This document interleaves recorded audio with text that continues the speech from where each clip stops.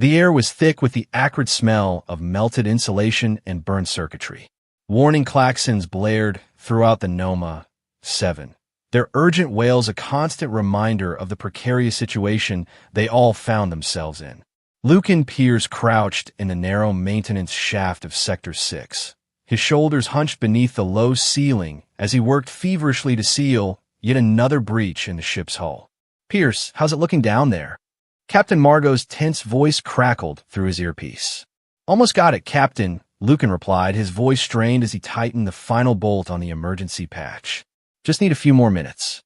The Noma 7 had been navigating the treacherous wind belt for the past 16 hours, a densely packed asteroid field harboring rare minerals and resources that could fetch a small fortune back in the United Systems. What should have been a routine harvesting mission had quickly deteriorated when the ship's sensors failed to detect a swarm of micrometeorites. The resulting impacts had perforated the hull in multiple places, leaving the crew scrambling to maintain pressure and preserve the vessel's structural integrity. Lucan edged backward along the shaft, his boots scraping against the metal grating. The confined space made movement awkward, and as he shifted his weight, his right calf caught on a jagged edge of exposed metal that he'd failed to notice in the dim emergency lighting. He felt a sharp sting as the metal sliced through his uniform and into flesh, but merely winced and continued backing out of the crawl space. As he emerged into the corridor, he came face to face with Anria, the ship's medical officer. The Durok's alien slender, towering frame practically filled the narrow hallway. Her gray-blue skin seemed to shimmer under the flickering emergency lights, and her 4 elongated fingers were already clutching a medical scanner. "Life signs detected you exiting maintenance shaft. Came to ensure well-being," she stated in the characteristically precise manner of her species. Her large, multifaceted eyes widened as they dropped to Lucan's leg. The fabric of his uniform was already darkening with blood around a 6-inch gash that had opened in his calf. "Catastrophic injury," Anria exclaimed, her vocal tones rising to a pitch that made Lucan wince. "Must evacuate to medical bay immediately. Blood loss critical." Lucan glanced down at his leg and shrugged. "It's hardly bleeding," he said with a dismissive wave of his hand. "Just a scratch.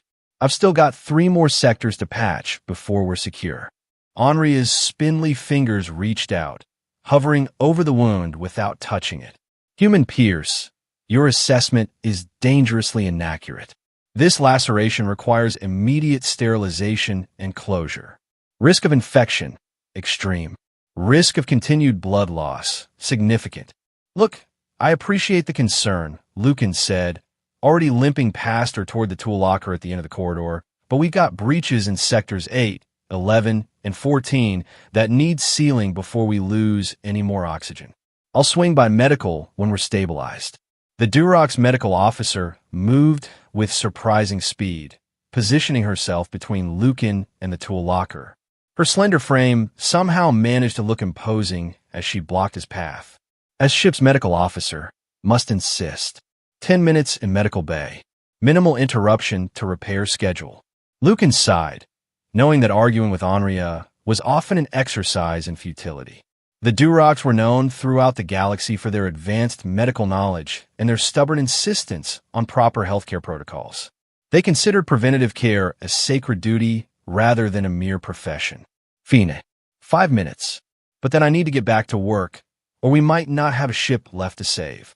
Anria inclined her head slightly, the closest thing to a nod in Durok's body language. "Acceptable compromise. Follow now." As they made their way to the medical bay, the ship shuddered again, another impact somewhere in the distance sending vibrations through the deck plating beneath their feet. Lucan's jaw tightened.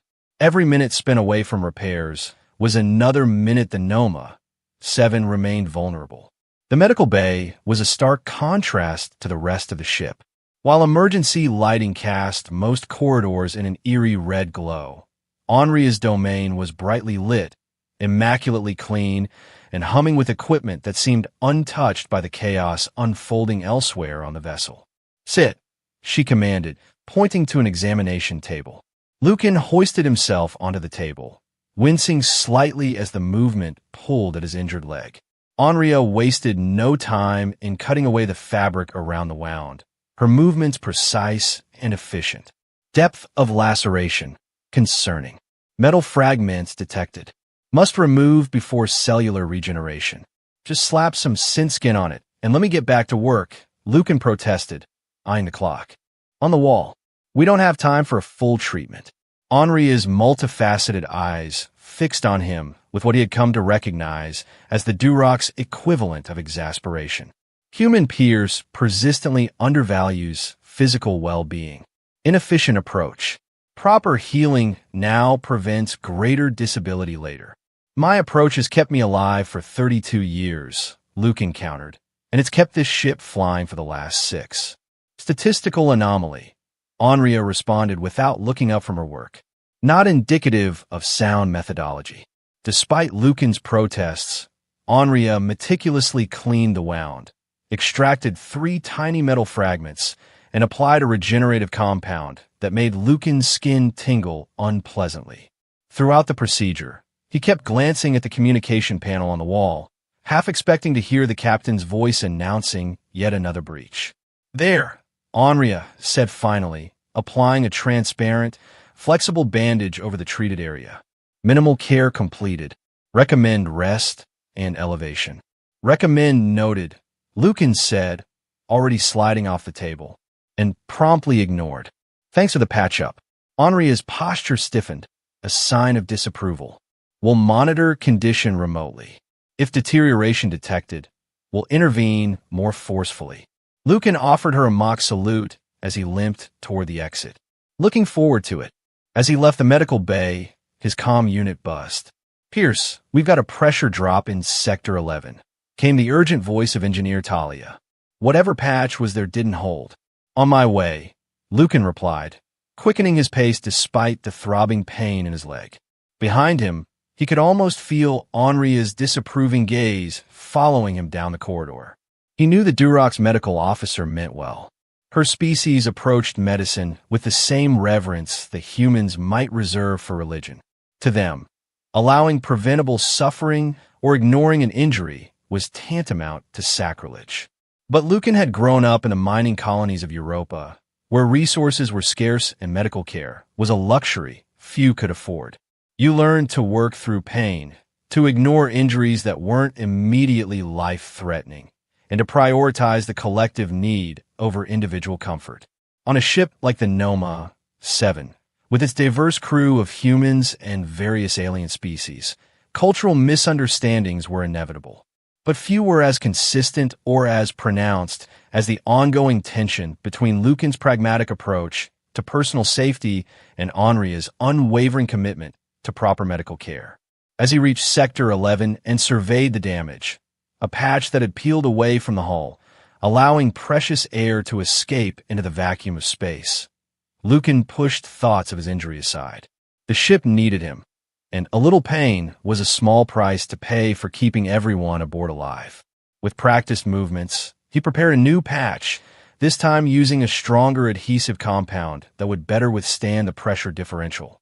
As he worked, he couldn't help but notice that his leg was throbbing more insistently now, and the bandage Onria had applied was already showing specks of red seeping through. It's hardly bleeding, he muttered to himself, and continued his work. The next 12 hours passed in a blur of emergency repairs, system resets, and tense moments as the Noma 7 continued its perilous journey through the wind belt. Lucan moved from section to section, sealing breaches, replacing damaged components, and doing whatever was necessary to keep the ship intact. By the time he reached the forward cargo hold to address reports of ventilation system failures, his uniform pants were sticking to his leg with dried blood, and each step sent a jolt of pain up through his knee. Still, he persevered, telling himself that once they were clear of the asteroid field, he would take the time to rest properly. The ventilation issue turned out to be more complex than initially reported. A section of ducting had collapsed, crushing the main airflow regulator for the cargo bay. Without proper air circulation, the delicate specimens they had collected from the outer rim planets would begin to deteriorate. Lucan squeezed himself into the narrow space between the cargo containers and the hull, contorting his body to reach the damaged ducting. The confined space forced him to put pressure on his injured leg, sending waves of pain through his body. But he gritted his teeth and focused on the task at hand. As he worked to remove the collapsed section of ducting, a sharp piece of metal caught his hand, slicing open his palm. Blood welled immediately, making his grip on his tools slippery and uncertain. "Fantastic," he muttered, wiping his bleeding hand on his already stained uniform. "Just what I needed. Human Pierce." The voice came from behind him, filled with what could only be described as Durok's indignation. Scanners indicated elevated heart rate and blood marker increase. In ventilation system, Lucan didn't need to turn around to know that Onria had tracked him down again. He continued working, pretending not to hear her. Second injury detected. She continued, her voice closer now as she peered into the cramped space where he was working. Hand laceration, compounding leg wound. Combined blood loss approaching dangerous threshold. "It's fine," Lucan grunted, finally managing to loosen the bolts holding the damaged duct in place. "Just a scratch." "This dismissive behavior is highly concerning," Onria insisted. "Must cease repair activities immediately. Require proper medical attention." Lucan finally turned his head enough to look at her. "What I require is to get this ventilation system back online before we lose our entire cargo. Some of those specimens are time-sensitive. Specimens replaceable. Human Pierce is not," Onria countered, her multifaceted eyes reflecting the emergency lighting in a way that made them seem to flash with annoyance. Despite the gravity of the situation, Lucan felt a smile tugging at the corner of his mouth. In her own alien way, Onria was expressing genuine concern for his well-being, a rarity in the often mercenary world of deep space freight. "I'll make you a deal," he said, returning his attention to the damaged duct. "Let me finish this repair, 20 minutes, tops, and then I'll come to medical for a proper checkup. I promise." There was a pause as Onria appeared to contemplate this proposal. "Time limit accepted," she finally said. "We'll wait here to ensure compliance." True to his word, Lucan completed the repair within the promised time frame, though not without considerable discomfort. His injured leg had begun to throb in time with his heartbeat, and his cut hand made manipulating tools an exercise in pain management. When he finally extracted himself from the tight space between the cargo containers and the hull, he found Onria waiting exactly where she had said she would be, her slender frame motionless except for the slight undulation of her breathing membrane. "Repair complete," he announced, trying to keep the fatigue from his voice. "Ventilation system is back online." "Now honor agreement," Onria said, gesturing toward the corridor that would lead them back to the medical bay. "Proper treatment required." Lucan nodded wearily, too exhausted to argue. As they made their way through the ship's corridors, he found himself leaning against the wall more frequently, his injured leg increasingly reluctant to bear his weight. They had just reached the intersection that would lead to the medical bay when a violent impact rocked the ship, sending both of them crashing into the wall. The lights flickered, and for a heart-stopping moment, went out entirely before the emergency systems kicked in. "All personnel, report to emergency stations." Captain Margot's voice boomed over the intercom. "Direct hit to auxiliary cockpit. Power core destabilizing. This is not a drill." Lucan's fatigue vanished in an instant, replaced by a surge of adrenaline. The power core, if it destabilized completely, the resulting explosion would vaporize the Noma 7 and everyone aboard. "I have to get to the core," he said, already turning away from the medical bay. Onria's long fingers wrapped around his arm, her grip surprisingly strong. "Negative. Medical treatment priority." "Not anymore," Lucan said firmly, pulling free from her grasp. "If the core goes critical, a couple of cuts will be the least of our problems." For a moment, Onria seemed torn between her medical duties and the undeniable logic of his statement. Finally, she inclined her head. "Will accompany to power core. Can provide emergency treatment if needed." There was no time to argue. Together, they hurried toward the ship's central section, where the antimatter power core hummed with barely contained energy. Along the way, they passed other crew members rushing to their emergency stations, their faces tense with the knowledge of just how precarious their situation had become. The corridor leading to the power core was already filling with smoke when they arrived. Through the observation window, Lucan could see flashes of electrical discharge arcing across the containment chamber. Core temperature rising, reported the ship's AI in its emotionless voice. Containment field stability at 67% and declining. Lucan turned to Henria. You should get to a safe distance. If the containment field fails completely, this whole section will go first. Durok's medical oath requires remaining with patient. Henria replied, her voice firm despite the obvious danger. We'll monitor from observation room. Knowing better than to waste time arguing, Lucan nodded and turned to the heavily shielded door that led into the core chamber. As he punched in his emergency access code, he caught a glimpse of his reflection in the polished metal surface. His face was smeared with grease and blood, his eyes hollow with exhaustion. He barely recognized himself. The door hissed open, releasing a wave of heat and the sharp, metallic smell of ozone. Lucan stepped inside, and the door sealed automatically behind him, the ship's safety protocols isolating the potentially catastrophic situation. Inside the chamber, the situation was even worse than it had appeared through the observation window.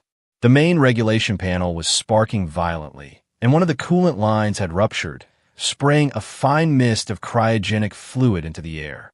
Core temperature exceeding safety parameters, the AI announced. Containment field stability at 58% and declining. Lucan moved quickly to the regulation panel, ignoring the searing pain in his leg and the throbbing in his cut hand. The panel's casing had been warped by the heat, making it difficult to access the critical controls beneath. With no time for finesse, he grabbed a heavy wrench from the emergency toolkit mounted on the wall and began prying the warped panel open. The metal edge caught on his already injured hand, deepening the cut and sending fresh blood spattering across the panel. Through the observation window, he could see Henria watching, her slender body rigid with tension. Even through the thick glass, he could read the concern in her alien features. It's hardly bleeding, he muttered to himself, returning his attention to the damaged panel. With a final heave, the panel came free, revealing the complex array of circuits and control nodes beneath. Lucan quickly identified the problem. A power surge from the impact had fused several of the regulation circuits, preventing the automated cooling systems from functioning properly. Working quickly despite his injuries, Lucan bypassed the damaged circuits, rerouting power through the backup systems. It was delicate work, made more difficult by his blood-slicked hands and the increasingly suffocating heat within the chamber. Containment field stability at 49% and declining, the AI reported. Evacuation protocols initiated. Through the observation window, Lucan could see emergency lights flashing in the corridor beyond. Henria remained at her post, however, her eyes fixed on him as he worked. Just a little more time, Lucan said, though he knew she couldn't hear him through the soundproof glass. His vision was beginning to blur at the edges, whether from the heat, blood loss, or sheer exhaustion. He couldn't tell. But he forced himself to focus, his fingers moving with practiced precision despite their trembling. Finally, the last connection clicked into place. For a heart-stopping moment, nothing happened. Then, with a low hum that gradually increased in pitch, the backup cooling systems engaged. The temperature display, which had been climbing steadily toward the critical threshold, began to drop. Containment field stability increasing, the AI announced. Cooling systems operating at reduced efficiency. Core temperature decreasing. Relief washed over Lucan like a physical force. He had done it. He had saved the ship, saved the crew. The victory was short-lived, however, as the accumulated toll of his injuries and exhaustion suddenly caught up with him. His legs buckled, and he collapsed to the deck plating, the room spinning around him. Through increasingly dim vision, he saw the door to the chamber open and Henria rush in, medical scanner already in hand. Her voice seemed to come from very far away as she bent over him. Catastrophic physiological collapse, she was saying, her voice higher pitched than usual with what he recognized as alarm. Multiple systems failing. Lucan tried to respond, to tell her that he was fine, that it was hardly anything to worry about. But his mouth wouldn't cooperate, and darkness was creeping in from the edges of his vision. The last thing he saw before consciousness slipped away was Henri's multifaceted eyes staring down at him, reflecting a complex emotion that transcended species barriers, a mixture of exasperation, concern, and something that might have been respect. "It's hardly bleeding," he managed to whisper, and then the darkness claimed him. Consciousness returned to Lucan in fragments. The sterile smell of the medical bay, the soft hum of monitoring equipment, the cool sensation of regenerative gel against his skin. He opened his eyes slowly, blinking against the bright overhead lights. Patient consciousness resumed. Came Henri's familiar voice from somewhere to his right. Cognitive functions appear intact. Lucan turned his head slightly, wincing at the stiffness in his neck. Henri stood beside his bio bed, her slender fingers manipulating the controls of a medical scanner with practiced efficiency. "How long was I out?" Lucan asked, his voice raspy from disuse. 17 standard hours, Henri replied. Induced medical coma necessary for treatment. 17 hours. Lucan tried to sit up, alarm coursing through him. The ship, Noma, 7 functioning at reduced capacity. Henri said, gently but firmly pressing him back down onto the bio bed. Core stabilized. Repairs ongoing. Captain Margot directs appreciation for your actions. Relief washed over him, followed quickly by a wave of discomfort as the pain suppressants momentarily fluctuated. He glanced down at his body, taking inventory. His right leg was encased in a regenerative cast from knee to ankle. His left hand was similarly bandaged. Various monitoring patches adhered to his chest and temples. Damage assessment, he asked, falling into the technical language that felt most comfortable. Henri's multifaceted eyes studied him for a moment before she responded. Initial leg laceration, severely infected. Metal fragments caused secondary infection throughout muscle tissue. Hand injury, moderate, but complicated by exposure to core chamber contaminants. Additional complications, extreme exhaustion, mild radiation exposure, first-degree burns, severe dehydration. She paused, her breathing membrane pulsating slightly faster than normal. The Duroc's equivalent of emotional emphasis. Human physiology, remarkably resilient. Also remarkably foolish. Despite everything, Lucan couldn't help but smile. I'll take that as a compliment. Was not intended as such, Henri replied, though there was something in her tone that suggested she wasn't entirely displeased with his response. Cannot comprehend human tendency to disregard physical well-being. Particularly perplexing in your case.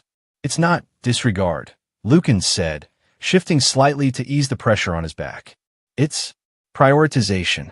Explain, Henri requested, setting aside her scanner and giving him her full attention, a rare occurrence that Lucan didn't fail to notice. He considered how to articulate something that had always seemed self-evident to him. When I grew up in the mining colonies, medical resources were scarce. We learned early that unless you were actually dying, you kept working. The colony's survival depended on everyone doing their part, no matter how they felt. Primitive approach, Henri commented. Maybe, Lucan conceded, but it becomes instinct after a while. The ship, the crew, they come first. My cuts and bruises can wait. False dichotomy, Henri said, her head tilting slightly in the Duroc's gesture of correction. Proper medical care enhances crew efficiency, prevents minor injuries from becoming catastrophic. Your approach nearly resulted in permanent disability, possibly death. Before Lucan could formulate a response, the medical bay doors slid open to admit Captain Margot. The captain's usually impeccable uniform showed signs of hasty repairs, and dark circles underlined her eyes, testifying to many hours without rest.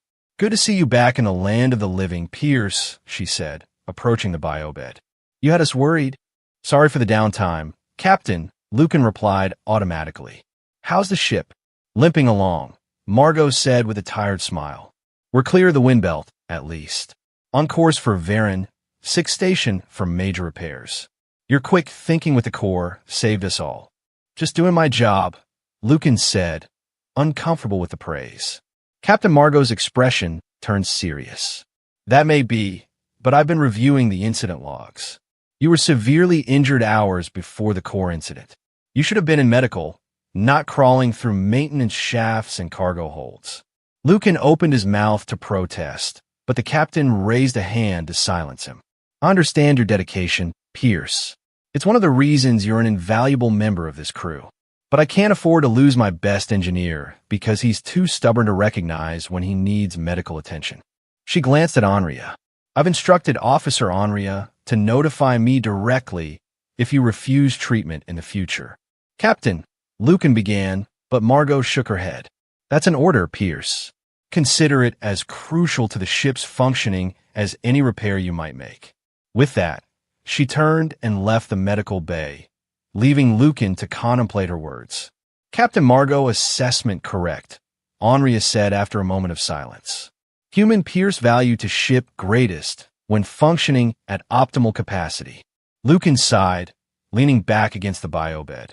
So, I'm outnumbered. Correct, Anria confirmed, returning to her scanner. Suggest accepting situation gracefully. Over the next few days, Lucan remained in the medical bay under Anria's watchful care. The regenerative treatments worked their magic, slowly knitting together damaged tissue and fighting off the lingering infection in his leg. During this time, a steady stream of crew members visited, bringing updates on the ship's repairs and expressing their gratitude for his actions in the core chamber. Each visit reinforced what Captain Margot had told him, that he was valued not just for what he could do, but for who he was. Anria remained a constant presence, her methodical care gradually revealing aspects of her personality that Lucan had never noticed before. Beneath her clinical exterior lay a curious mind with a dry wit that occasionally surfaced in her observations about human behavior. Durock's medical training includes extensive xenobiology, she explained one evening as she adjusted his regenerative cast. Human physiological responses well documented. Human psychological responses remain perplexing. How so? Lucan asked, genuinely curious. Contradiction between self-preservation instinct and behavior, she said. You possess awareness of danger, yet proceed regardless. Illogical. Not illogical, Lucan countered. Just a different calculation of risk versus reward. Sometimes the potential benefit outweighs the personal risk. Anria's breathing membrane fluttered in what Lucan had come to recognize as thoughtful consideration. Durock's philosophy emphasizes individual well-being as foundation for collective prosperity. Cannot contribute to community if self is damaged. That makes sense, Lucan admitted. But humans often work the other way around. We're willing to sacrifice the individual, ourselves, for the good of the group. Observe this trait, Anria said. Find it simultaneously admirable and distressing. Lucan smiled. That's probably the most accurate description of humanity I've ever heard. By the time the Noma 7 limped into Varan's 6th station, Lucan was able to walk short distances with the aid of a mobility support. His hand had healed completely, leaving only a faint silver line across his palm as evidence of the injury. The entire crew was granted shore leave while the ship underwent extensive repairs. Lucan, however, insisted on overseeing the engineering work, unwilling to entrust the Noma 7's vital systems to strangers, regardless of their qualifications. On the 3rd day of repairs, he was inspecting a replacement pressure regulator when a familiar voice came from behind him. Human Pierce should not be in maintenance shaft. Recovery incomplete. Lucan turned to find Anria standing at the entrance to the access tunnel, her slender frame silhouetted against the brighter lights of the station's repair bay. I'm just supervising, he assured her, gesturing to the station engineers who were actually performing the installation. No heavy lifting involved. Nevertheless, Anria said, approaching with a medical scanner already in hand, prolonged low-gravity exposure may impact bone regeneration. Recommended recovery protocol includes standard gravity conditions. As she scanned him, Lucan noticed something unusual attached to her uniform, a small, silvery emblem that he didn't recognize. New insignia? He asked, nodding toward it. Henri's gaze followed his. Yes, Durock's Medical Guild Commendation for Xenospecies Care under Extreme Conditions. Awarded for your case. You got an award for putting up with me? Lucan said, unable to suppress a grin. That seems fair. Recognition is for developing modified treatment protocols for human physiology following severe trauma and radiation exposure. She corrected him, though her tone carried a hint of what might have been humor. Your particular case provided valuable data. Happy to be of service, Lucan said with a mock bow that made his leg twinge in protest. Henri's scanner beeped, and she studied its display with her usual thoroughness. Healing progressing adequately. However, detect early warning signs of strain. Recommend cessation of maintenance activities for minimum 4 hours. In the past, Lucan would have dismissed her concern, insisting that he was fine and that the ship's needs took priority. But the events of the past week had given him a new perspective. The Noma 7 needed him, yes, but it needed him healthy and functioning at his best. You know what? I could use a break, he said, surprising both himself and Henri with his easy acquiescence. The station's observation deck is supposed to have a decent view of the nebula. Care to join me? Henri's multifaceted eyes studied him for a moment, as if searching for signs of deception or hidden motives. Finding none, she inclined her head in agreement. Acceptable activity, low physical strain, will accompany to monitor condition. As they made their way through the busy corridors of Varen's 6th station, Lucan found himself reflecting on how much had changed in such a short time. He still believed in putting the ship and crew first. That was an integral part of who he was. But he was beginning to understand that taking care of himself was another way of taking care of the ship. A broken engineer couldn't fix a broken engine. After all, the observation deck was less crowded than he had expected, with only a handful of other visitors scattered around the expansive space. Floor-to-ceiling windows offered a spectacular view of the Rose Nebula, its swirling clouds of pink and purple gas backlit by the fierce light of newborn stars. They found a quiet spot near one of the windows, and Lucan eased himself onto a bench, stretching his healing leg out before him. Henri remained standing, her tall frame silhouetted against the cosmic display beyond the glass. Durock's homeworld orbits similar stellar formation, she said after a moment of silence. Different spectrum, but comparable beauty. I've never been to Durock's territory, Lucan admitted. Always wanted to see those floating cities I've heard about. Suspended habitation complexes, Henri corrected. Necessity due to periodic atmospheric toxicity cycles. Not as romantic as human descriptions suggest. Still sounds pretty impressive to me, Lucan said with a smile. They fell into a companionable silence, watching as the nebula slowly shifted and swirled outside the station. It was strange, Lucan thought, how comfortable he felt in Henri's presence now. What had once been an ongoing source of tension had somehow transformed into a unique kind of friendship. Human peers, Henri said eventually, breaking the silence. Have query of personal nature. Sure, Lucan said, curious. Ask away. During core chamber incident, she began, her gaze still fixed on the nebula. Vital signs indicated awareness of critical condition. Yet final verbal communication was denial of severity. Why maintain illusion when reality was evident? Lucan considered the question carefully. I guess it was partly for myself, he said finally, admitting how bad things would have made it harder to keep going. And partly for you, so you wouldn't worry too much. Concern was warranted, Henri pointed out.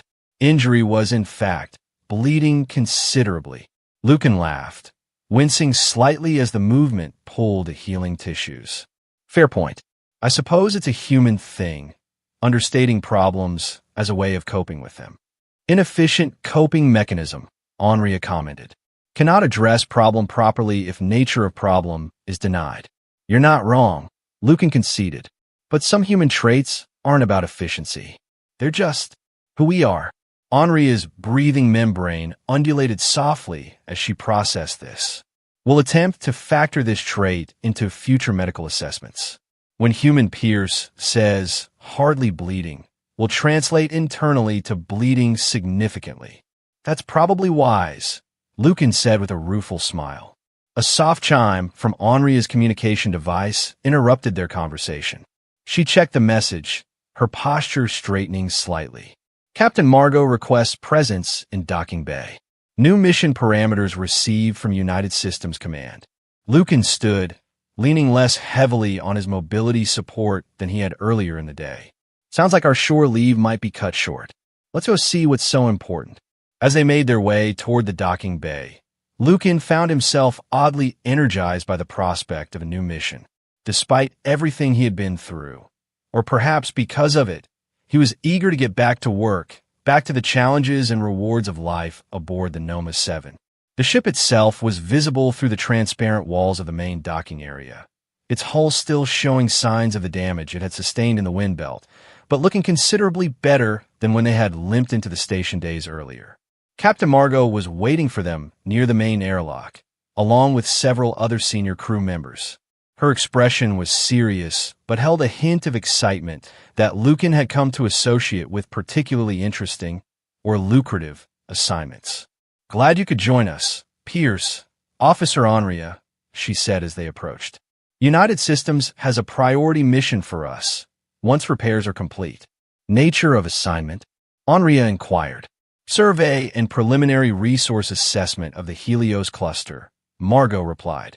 It's newly accessible since the gravitic anomaly shifted last month. We'll be one of the first ships in. Lucan whistled. The Helios cluster had been off-limits for decades due to dangerous spatial distortions. If it was finally accessible, the potential discoveries and profits were enormous. How soon can we ship out? He asked, already mentally calculating what systems would need priority attention to prepare for such a mission. Captain Margot gave him an appraising look. That depends partly on you, Pierce. Are you fit for duty? Before he could respond, Henria stepped forward. Human Pierce recovery progressing satisfactorily. With continued adherence to medical protocols, should be fully functional by estimated completion of ship repairs. The emphasis she placed on adherence to medical protocols was not subtle, and Lucan could see a hint of amusement in the captain's eyes. Good to hear, Margot said. In that case, our departure is scheduled for 5 days from now. I suggest you all use the time to rest and prepare. Dismissed. As the gathered crew dispersed, Lucan found himself walking alongside Henria back toward the station's main concourse. The Durox moved with characteristic grace, her long limbs carrying her at a pace that Lucan had to make an effort to match, especially with his still healing leg. I should check on the progress of the hull reinforcements, he said, almost automatically. Henria's multifaceted eyes shifted toward him. Station engineers reporting satisfactory progress. Your intervention unnecessary at present juncture. Maybe, but additionally, she continued, cutting off his protest, have secured reservation at station's nutrition center. Human-compatible proteins and carbohydrates with appropriate mineral supplements. Essential for optimal tissue regeneration. Lucan blinked in surprise. You're inviting me to dinner? Inviting implies social engagement, Henria clarified. This is medically prescribed nutritional intake in controlled environment. Despite her clinical phrasing, Lucan couldn't help but smile. Well, when you put it that way, how can I refuse? The station's primary nutrition center, or restaurant, as humans would call it, was a sprawling establishment designed to accommodate the dietary needs of dozens of different species. Transparent partitions separated areas with different atmospheric compositions, while a complex ventilation system ensured that no potentially offensive odors crossed between sections. Their table was situated in a quiet corner of the human-compatible section, offering a panoramic view of the docking bays where the Noma 7 was undergoing its final repairs. Lucan found his gaze repeatedly drawn to the ship, noting with approval the quality of work being performed on its hull. Human Pierce's attention continually diverted to vessel, Onria observed after their food had been served. Concerning behavior pattern. Suggests unhealthy attachment. Lucan tore his eyes away from the view and focused on his meal. A perfectly balanced combination of proteins, complex carbohydrates, and vegetables, clearly chosen for their nutritional benefits rather than flavor. It's not unhealthy, he argued. That ship is my responsibility. The crew depends on me to keep it running. Correction, Onria said, delicately manipulating her own food, a gelatinous substance that shifted colors as she consumed it. Ship is collective responsibility. Distributed task allocation ensures no single crew member bears disproportionate burden. Lucan took a bite of his meal, buying time to consider her words. To his surprise, despite its medicinal appearance, the food was actually quite flavorful. In theory, sure, he said after swallowing. But in practice, when something goes wrong, it usually falls to me to fix it. Previous behavior pattern encouraged this dependence, Onria pointed out. By accepting all repair responsibilities regardless of physical condition, created expectation of constant availability. There was an uncomfortable truth in her assessment that Lucan couldn't entirely dismiss. He had always taken pride in being the one the crew could count on in a crisis, the engineer who could fix anything, no matter the circumstances. But the events in the core chamber had shown him the limitations of that approach. Maybe you're right, he conceded. But old habits are hard to break. Habit modification, essential component of medical practice, Onria said, will assist process. Lucan raised an eyebrow. Are you offering to be my personal health coach? Role already established, she replied with what might have been the Duroc's equivalent of shrug.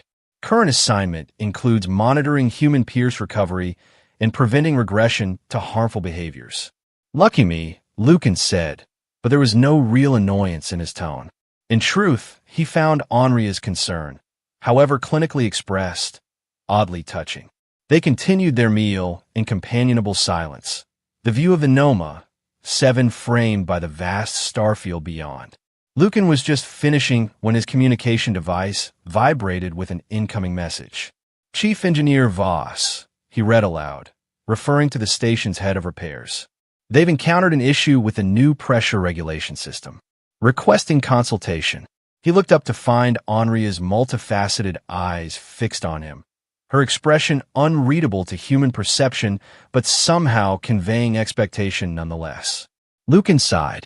I suppose you're going to tell me to let them handle it. Negative, Onria replied, surprising him. Consultation falls within acceptable parameters of current activity level. Does not involve physical strain. May proceed. Lucan blinked, not having expected her endorsement. Really? Just like that. Duroc's medical philosophy, not opposed to all activity during recovery, she explained. Only that which impedes healing process. Mental engagement beneficial. Sharing expertise appropriate. Physical exertion. Contraindicated. So I can go look at the problem, as long as I don't try to fix it myself, Lucan clarified. Correct assessment. Lucan nodded, a small smile playing at the corners of his mouth. I think I can manage that. The repair bay was a hive of activity when they arrived, with engineers of various species working on different sections of the Noma 7's exposed systems. Chief Engineer Voss, a heavy-set Terran with a shock of white hair and hands bearing the scars of decades of mechanical work, met them at the main entrance. Pierce, good of you to come, he said, shaking Lucan's hand firmly. His eyes shifted to Onria, curiosity evident in his expression. And you brought your medical officer? Officer Onria ensures compliance with recovery protocols, Lucan explained, feeling strangely defensive. What's the issue with the pressure regulation system? Voss led them to a workstation displaying schematics of the newly installed system.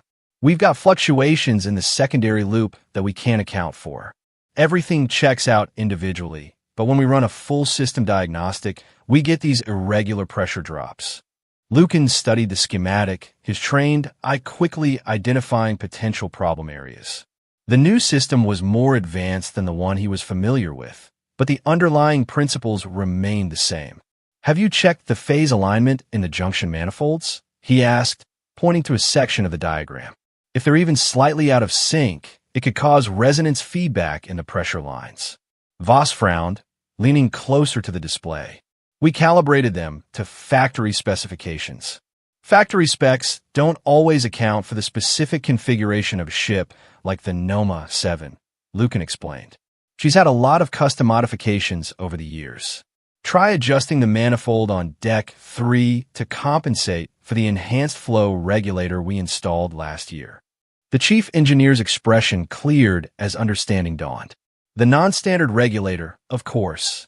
That would explain the fluctuation pattern. He turned to one of his assistants. Recalibrate the Deck 3 manifold to account for a Class 7 flow regulator instead of the standard Class 5. As the assistant hurried off to make the adjustment, Voss turned back to Lucan with newfound respect in his eyes. You know your ship inside and out, don't you? She's got her quirks, Lucan acknowledged with a hint of pride. Once you get to know them, they're not so much problems as personality. Well, I appreciate the insight, Voss said. We should have the last of the repairs completed on schedule. Glad I could help, Lucan replied, genuinely pleased to have solved the problem without once feeling the need to grab a wrench and crawl into a maintenance shaft himself. As they turned to leave, he caught Henria watching him with an intensity that seemed different from her usual clinical observation. What? He asked as they made their way back through the station corridors. Observing behavioral adaptation, she replied. Successfully provided expertise without attempting physical intervention. Significant progress. Don't sound so surprised, Lucan said with a mock frown. I can follow doctor's orders when I want to. Historical evidence suggests otherwise, Henria countered, but there was something in her tone that Lucan might almost have interpreted as teasing had she been human. People can change, he said simply. Henria's breathing membrane undulated in what he'd come to recognize as thoughtful consideration. Indeed, adaptability, defining characteristic of sentient life, most pronounced in humans. Fascinating aspect of your species. The next few days passed in a similar pattern. Lucan gradually increased his activity level under Henria's watchful supervision, providing consultation on the Noma 7's repairs while scrupulously avoiding any temptation to engage in physical labor himself. His leg continued to heal, the regenerative cast doing its work efficiently, until he was able to walk without support for short distances. On the evening before their scheduled departure, Lucan found himself once again on the observation deck, watching as the Rose Nebula gradually shifted in the eternal cosmic dance. The sight never failed to instill in him a sense of perspective, a reminder of just how vast the universe was and how small his own concerns within it. The soft sound of approaching footsteps alerted him to Henria's arrival before she spoke. Final medical assessment conducted. Results satisfactory. Human peers cleared for restricted duty upon departure. Lucan turned to face her, a genuine smile spreading across his features. That's good news. Thank you for everything you've done. Henria inclined her head in acknowledgement, performing a sign function. No gratitude required. No, Lucan disagreed gently. It was more than that. You didn't just treat my injuries, you made me see things differently. That's worth thanking. Perspective alteration, unintended consequence, Henria said, but there was something in her posture that suggested she was not entirely dismissive of his gratitude. They stood in silence for a moment, the nebula's swirling patterns reflected in the polished floor beneath their feet. Curious about future behavior patterns, Henria said finally. Will human peers maintain new awareness of physical limitations or revert to previous disregard for personal safety? It was a fair question, and one that Lucan had been pondering himself. The lessons of the past week had been hard-won, but he knew how easy it was to fall back into old habits when under pressure. I can't promise I'll never take risks again, he said honestly. That's not who I am. But I think I understand better now that taking care of myself is part of taking care of the ship and crew. I'll try to find a better balance. Henria's multifaceted eyes studied him, perhaps assessing the sincerity of his words. Acceptable response. Realistic goal, setting important component of behavioral change. And if I start to slip, Lucan added with a wry smile, I'm sure you'll be there to remind me. Affirmative, Onria confirmed. We'll continue monitoring closely. The following morning found the crew of the Noma 7 gathered in the main docking bay, preparing for departure. The ship gleamed under the station lights, its hull repaired and reinforced, its systems upgraded and optimized. To Lucan's critical eye, it looked better than it had in years. Captain Margot stood at the head of the assembled crew, her uniform immaculate, her expression confident. "We've all been through a lot these past couple of weeks," she said, her voice carrying easily across the bay. "But thanks to your efforts, all of your efforts, the Noma 7 is ready to tackle this new mission. The Helios cluster awaits, with all its potential discoveries and dangers." Her gaze swept across the crew, lingering briefly on Lucan. "I expect each of you to perform your duties to the best of your abilities, while looking out for one another. We're a team, and no individual's contribution is worth their well-being. That's a lesson we should all take to heart." There were murmurs of agreement from the assembled crew. Lucan felt Onria's presence beside him, her tall form standing out among the more humanoid crew members. "Boarding will commence in 15 minutes, Captain Margot concluded. "To your stations, everyone." As the crew dispersed, Lucan made his way toward the ship, Onria matching his pace with her long strides. The regenerative cast had been removed that morning, replaced with a flexible support that allowed nearly full range of motion while providing additional stability as the final healing took place. Excitement detected in physiological markers, Onria observed as they approached the airlock. Anticipation of resuming duties?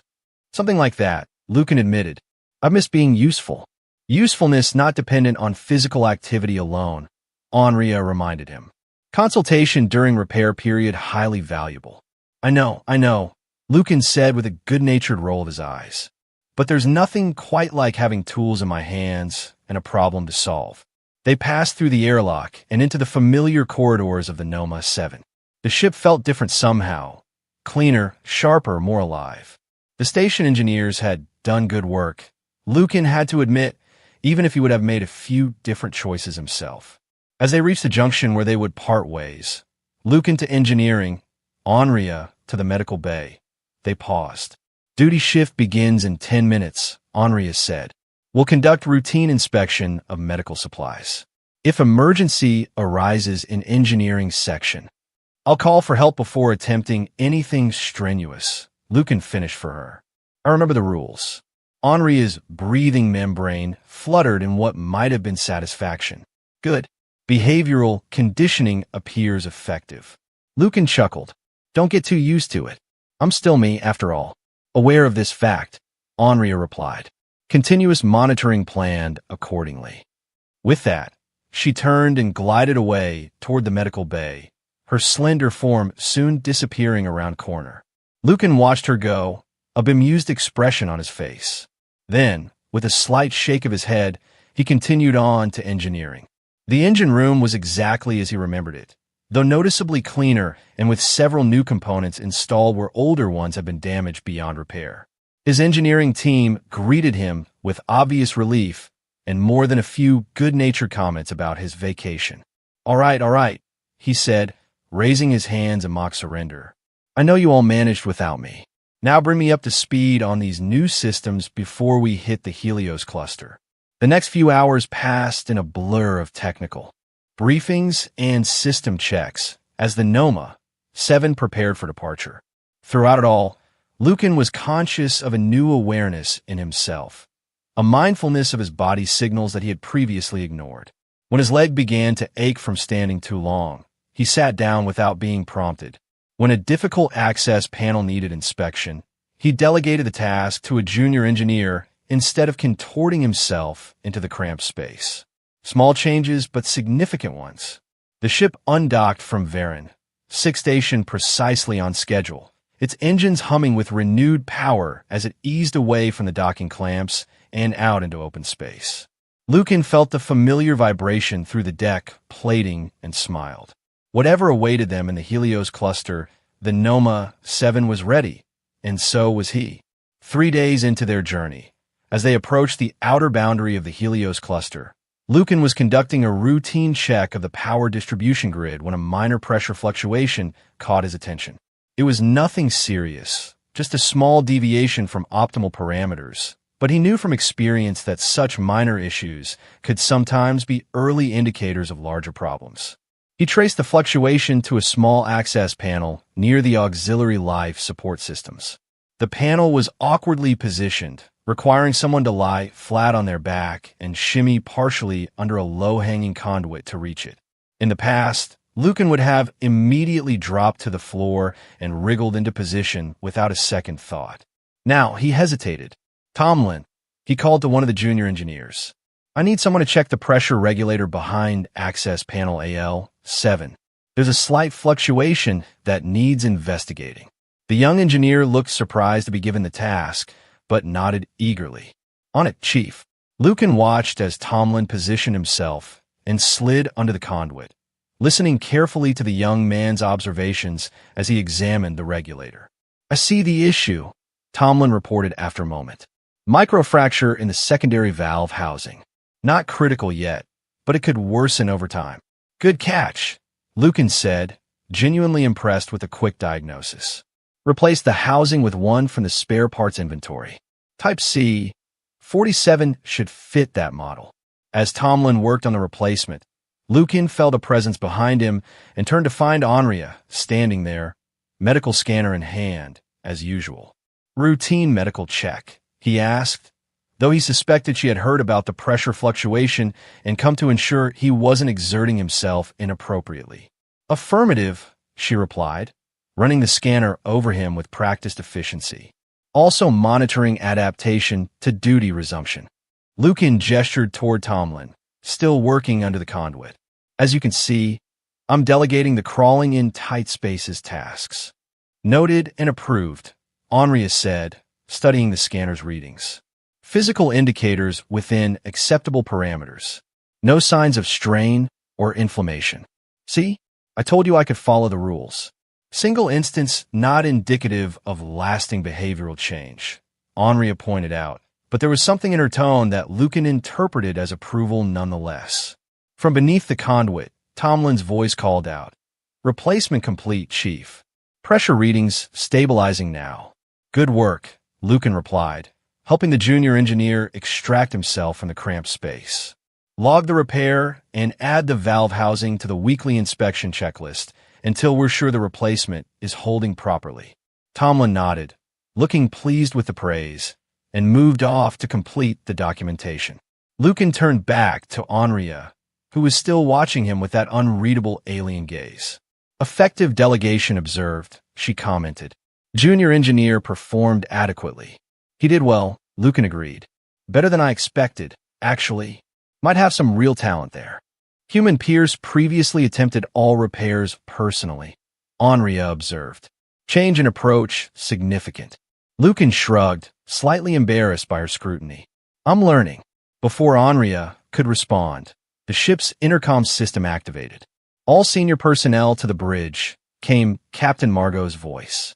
"We're approaching the Helios cluster boundary." The bridge was crowded when they arrived, with all department heads gathered around the main view screen. The image displayed before them was breathtaking. A vast swirl of stars and gas clouds tinted in hues of gold and amber, giving the cluster its name. At the edges of the formation, strange distortions warped the light from distant stars, evidence of the gravitic anomalies that had previously made the region inaccessible. "Sensors are detecting multiple planetoids with potentially valuable mineral deposits," Science Officer Trell reported, her antennae quivering with excitement. "Preliminary scans suggest rare Earth elements and possibly even quantum crystalline formations. The gravitational distortions appear to have stabilized," Navigation Officer Keen added. "We should be able to establish a safe flight path through the outer regions, at least." Captain Margot nodded, her expression thoughtful as she studied the display. "Very well. Plot a course to the nearest promising planetoid.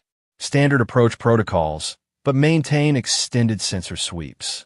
Just because the gravitic anomalies have settled doesn't mean they can't flare up again." As the bridge crew set to work implementing her orders, Margot turned to address the assembled department heads.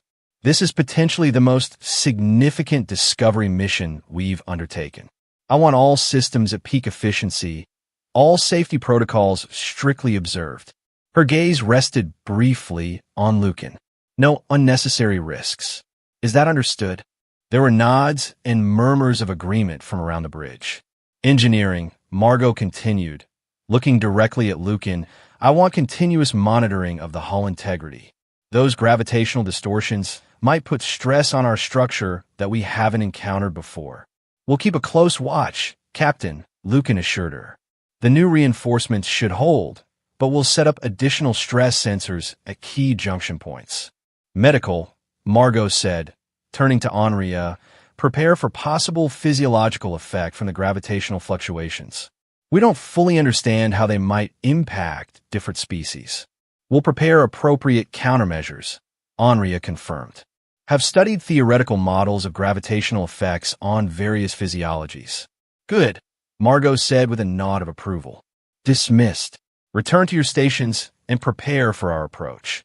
As the group dispersed, Lucan found himself walking alongside Henria once again, heading back toward the lower decks where engineering and medical were located. Gravitational distortions may interact unpredictably with regenerating tissue, Henria said as they walked. We'll monitor your condition closely during cluster exploration. I feel fine, Lucan assured her. The leg's almost completely healed. Almost not equivalent to completely, Henria pointed out.